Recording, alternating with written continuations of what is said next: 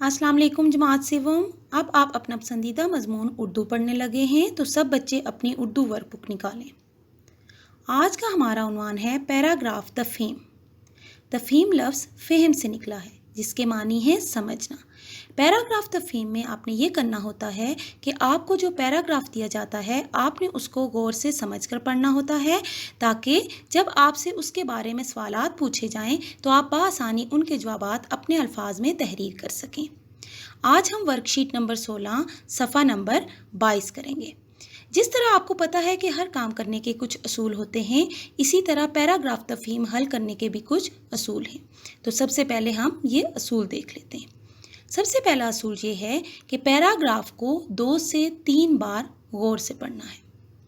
दूसरा असूल ये है कि आपने जवाब के इख्तिताम पर ख़त्मा का निशान ज़रूर लगाना है। तीसरा असूल ये है कि जवाब तहरीर करते हुए ज़माने का ख्याल रखना है, यानी अगर सवाल का इख्तिताम है, हैं यानी मौजूदा ज़माने में हुआ है तो जवाब का इख्तिताम भी है, हैं पर होगा। अगर सवाल का इख्तिताम था, थे, थीं यानी गुजरे हुए ज़माने पर हुआ है तो जवाब का इख्तिताम भी इन्हीं अल्फाज पर होगा। पैराग्राफ की पढ़ाई करने से पहले हम उसमें मौजूद मुश्किल अल्फाज का मफ़हूम समझ लेते हैं। सबसे पहला लफ्ज़ है मजहबी त्यौहार। त्यौहार मतलब तकरीब, तो मजहबी त्यौहार का मतलब हुआ मजहबी तकरीब का दिन। बच्चों ये बताएं हम सब कौन हैं? जी हम मुसलमान हैं, तो हम मुसलमानों के अपने मजहबी त्यौहार हैं। क्या आपको पता है हमारे 2 अहम मजहबी त्यौहार कौन से हैं? जी ईद उल फित्र, ईद उल अज़हा। इसी तरह हर मज़हब के लोग अपने मजहबी त्यौहार मनाते हैं। आपने बच्चों फिल्मों ड्रामों में देखा होगा कि हिंदू दिवाली और होली मनाते हैं। ये क्या हैं? ये उनके मजहबी त्यौहार हैं। इसी तरह ईसाई क्रिसमस मनाते हैं। तो ये सब क्या हैं? मजहबी त्यौहार हैं। अगला लफ्ज़ है जोशो खरोश, यानी जज्बे और शौक से। अगला लफ्ज़ है आमद, यानी आने की खबर। अगला लफ्ज़ है सहर, यानी सूरज निकलने से कुछ पहले का वक्त। रौनक, चहल पहल। अगला लफ्ज़ है इफ्तार, मतलब रोज़ा खोलना। सहरी, रोज़े की नीयत से आज़ान फ़ज्र से पहले खाने का अमल, यानी जो हम रोज़ा रखने के लिए आज़ान फ़ज्र से पहले खाना पीना करते हैं उसे हम सहरी कहते हैं। अगला लफ्ज़ है हलचल, यानी बेकरारी। अगला लफ्ज़ है पकवान, यानी पका हुआ खाना। अगला लफ्ज़ है फितराना। फितराना का मतलब है ईद रमज़ान का सदका। ईद रमज़ान मतलब यानी ईद उल फित्र का सदका। जो ईद उल फित्र में हम सदका अदा करते हैं उसे फितराना कहते हैं। बच्चों अब हम पैराग्राफ की पढ़ाई करते हैं और आपने मुझे बहुत ध्यान से सुनना है। सभी लोग अपने मजहबी त्यौहार बड़े जोशो खरोश से मनाते हैं। जोशो खरोश मतलब जज्बे और शौक से। पाकिस्तान में रमज़ान की आमद ही से तमाम गली, मोहल्लों, बाज़ारों, मस्जिदों और घरों में बहुत रौनक हो जाती है। रौनक मतलब चहल पहल। सहर से लेकर इफ्तार तक लोग इबादतों में मसरूफ़ रहते हैं। सहर मतलब सूरज निकलने से कुछ पहले का वक्त। रात को जल्दी सो जाते हैं ताकि सहरी के लिए जल्दी उठ सकें। रमज़ान के बाद ईद उल फित्र आती है। सब लोग ईद के लिए बहुत तैयारियां करते हैं। ईद का चांद नज़र आने का सुनते ही हर तरफ हलचल मच जाती है। ईद के दिन लोग सुबह तैयार होकर ईद की नमाज पढ़ने जाते हैं। इस दिन फितराना भी दिया जाता है ताकि गरीब बहन भाइयों को भी ईद की खुशियों में शामिल किया जा सके। फितराना मतलब ईद रमज़ान का सदका। बच्चों को बड़ों से ईदी मिलती है। तरह तरह के पकवान तैयार किए जाते हैं। इस दिन ईद की मुबारकबाद के साथ साथ एक दूसरे को तोहफे ताइफ भी दिए जाते हैं। जी बच्चों, तो अब हमने पैराग्राफ की पढ़ाई कर ली है। अब हम सवालात जवाबात की तरफ चलते हैं। पैराग्राफ पढ़कर सवालात के जवाबात लिखें। सवाल नंबर 1 है ईद के दिन का आगाज़ क्या पढ़कर किया जाता है? بچوں، آج میں آپ کو پیراگراف تفہیم کے سوالات حل کرنے کا آسان طریقہ بتاتی ہوں۔ سب سے پہلے بچوں، آپ نے سوالیہ لفظ ڈھونڈنا ہے۔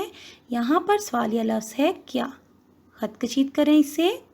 اس کے علاوہ بھی سوالیہ الفاظ ہیں کب، کیسے، کہاں، کیوں وغیرہ۔ جی بچوں، تو سوالیہ لفظ ڈھونڈنے کے بعد اب آپ نے وہ الفاظ ڈھونڈنے ہیں جو آپ کو پیراگراف سے جواب ڈھونڈنے میں مدد کریں گے، جیسے کہ اس سوال میں عید کے دن، پڑھ کر۔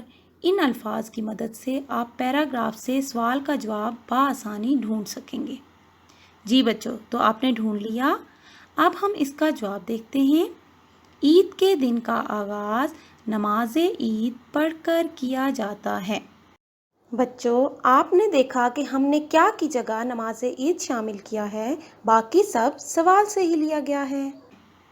تو بچوں، آپ نے بقیہ سوالات کے جوابات بھی اسی طرح ڈھونڈنے ہیں اور کاٹ چانٹ کر کے جواب لکھنا ہے۔ سوال نمبر 2 ہے، کیا رمضان کے بعد عید الاضحیٰ منائی جاتی ہے؟ یہاں پر سوالیہ لفظ ہے کیا۔ جی بچوں، تو کیا رمضان کے بعد عید الاضحیٰ منائی جاتی ہے؟ نہیں، تو ہم کیا جواب لکھیں گے؟ نہیں، رمضان کے بعد عید الاضحیٰ نہیں منائی جاتی ہے۔ جی بچوں، تو کون سی عید منائی جاتی ہے؟ عید الفطر۔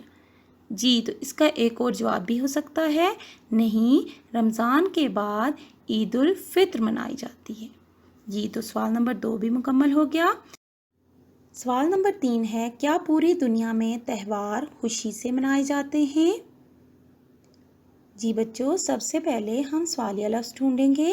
اس میں سوالیہ لفظ کیا ہے، خط کشید کریں۔ جی بچوں، آپ یہ بتائیں، آپ نے پیراگراف میں کیا پڑھا تھا کہ پوری دنیا میں تہوار کیسے منائے جاتے ہیں؟ خوشی سے؟ جی، پوری دنیا میں تہوار خوشی سے منائے جاتے ہیں۔ اب دیکھتے ہیں کہ ہم اس کا جواب کیسے تحریر کریں گے۔ جی ہاں، پوری دنیا میں تہوار خوشی سے منائے جاتے ہیں۔ ہم نے کیا کی جگہ جی ہاں لگا دیا، باقی سب سوال سے لیا ہے۔ ٹھیک ہے، تو یہ بہت ہی آسان طریقہ ہے جواب لکھنے کا۔ سوال نمبر 4 ہے، فطرانہ کن لوگوں کو اور کیوں دیا جاتا ہے؟ بچوں، اس سوال کے 2 حصے ہیں۔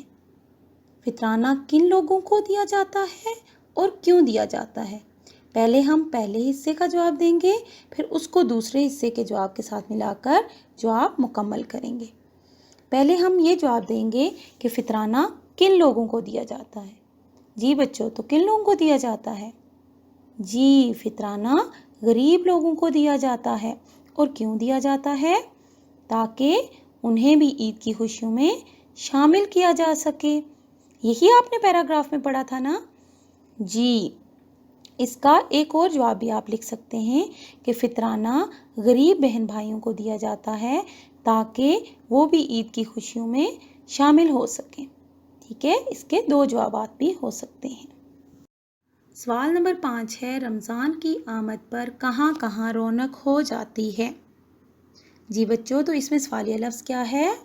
جی، اس میں سوالیہ لفظ کہاں ہے؟ تو بچوں، آپ نے کیا پیراگراف میں پڑھا تھا کہ رمضان کی آمد پر کہاں کہاں رونق ہو جاتی ہے؟ جی، کچھ جگہوں کے نام تھے۔ ٹھیک ہے، اب ہم اس کا جواب دیکھتے ہیں۔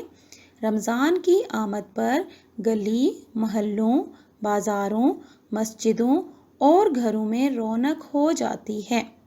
تو آپ نے دیکھا کہ ہم نے صرف کہاں کی جگہ کچھ الفاظ، کچھ جگہوں کے نام تحریر کیے ہیں، باقی سب سوال سے لیا گیا ہے۔ سوال نمبر 6 کی طرف چلتے ہیں۔ کوئی ایک بات لکھ کر بتائیں کہ آپ کو عید کیوں پسند ہے؟ تو ہر بچے کی اپنی پسند ہوتی ہے، تو آپ نے اپنی پسند کے لحاظ سے جواب تحریر کرنا ہے کہ آپ کو عید کیوں پسند ہے۔ یہاں پر میں نے آپ کی مدد کے لیے ایک جواب تحریر کیا ہے، آپ اس کی مدد سے مکمل جواب تحریر کر سکتے ہیں۔ جواب ہے، مجھے عید اس لیے پسند ہے کیونکہ آگے لکھے ہوئے ہیں الفاظ عیدی، نئے کپڑے، تحائف، مزیدار پکوان۔ ایک میں آپ کو کر کے بتا دیتی ہوں، آپ یوں بھی لکھ سکتے ہیں، مجھے عید اس لیے پسند ہے کیونکہ مجھے عیدی ملتی ہے۔ ٹھیک ہے، تو یہ میں نے کچھ الفاظ لکھ دیے ہیں، آپ اس کے علاوہ بھی لکھ سکتے ہیں۔ تو اب تمام سوالات مکمل ہو گئے ہیں۔ اللہ حافظ۔